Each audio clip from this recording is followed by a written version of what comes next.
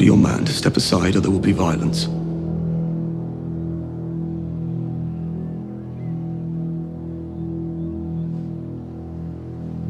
I choose violence. Hi everyone and welcome back to my channel. So today I'm going to be talking about the time that I met Eugene Simon. I will be showing you guys some footage that didn't make the cut, as well as just bits and bobs from the interview, and I'll of course leave the actual interviews in the comment section below, the description box below, and in an annotation within this actual video if possible.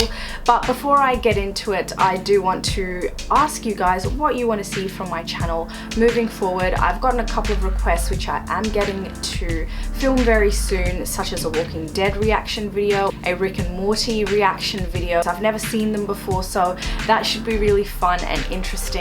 If you have any other requests or anything like that, leave them in the comment section below and I will see if I can do them. But yes, anyways, let's get into the video. So I met Eugene Simon, who plays Lancel Lannister, or brother Lancel of the Faith Militant, about 2 weeks before the finale of Game of Thrones to ask him a bunch of questions. He was over in Sydney for Supernova, which is basically the equivalent of Comic-Con in Australia. It's actually a lot bigger than Comic-Con for Australians. Australians like Supernova a lot more. We do have Comic-Con over here, but it's not as big. Him and his people, his manager, the Supernova guy, they were all super nice. And we ended up getting free tickets to Supernova, which I didn't end up going to, unfortunately, because I got sick over the weekend. So anyway, he was over here to promote that for the daily edition, which is an afternoon kind of talk show that we have over here. And basically we filmed a couple of online exclusive videos with him, just asking him about the show and everything like that. It was produced by me because in the office I'm like the known Game of Thrones fanatic. So I asked him like a bunch of questions and I played a this person versus that person game with him. A couple of the questions didn't make the final cut, so I'll insert them here. So there's a lot of fights in Game of Thrones, so it's kind of like your opinion on who you think is more badass, who you think would win. Ramsay versus the Mountain? Ramsay versus the Mountain. I think Ramsay versus the Mountain, from experience, I can tell you that the Mountain is probably going to succeed in that department. Khal Drogo versus Khal Morrow? Khal Drogo versus Khal Morrow, definitely Khal Drogo. Jason Momoa is more than capable of pulling that off. Littlefinger versus Varys?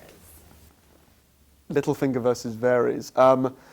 To be honest, that's a bit of that's difficult because one of my favourite characters is Varys, but Aidan Gillen does do a wonderful job playing Littlefinger. I would say probably Littlefinger would win in a fight, even though I would want Varys to win. And then I also asked him questions about his character and the show and about George as well.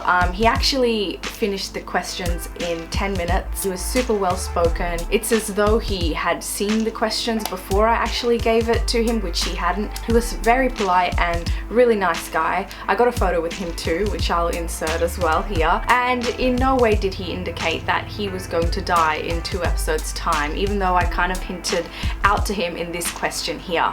So Lancel has survived 6 seasons.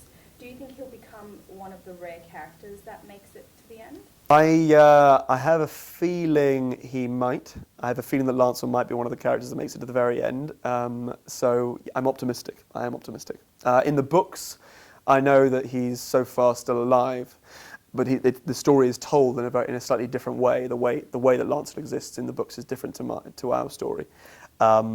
Which leads me to believe that they have the option to keep him alive if they want to. He had finished my questions in 10 minutes. I didn't anticipate that we'd even finish those questions because I was meant to interview Alfie Allen earlier this year and that didn't work out because there was absolutely no time at all.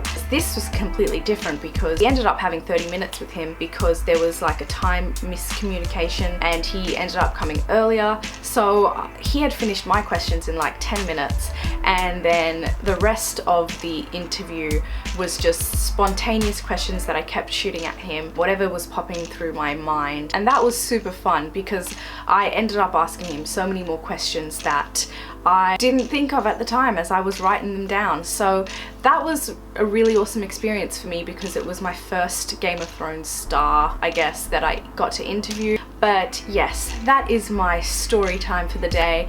If you guys have any other video requests, as I said earlier in this video, please leave them in the comment section below and I'll be sure to get to them at a very near stage.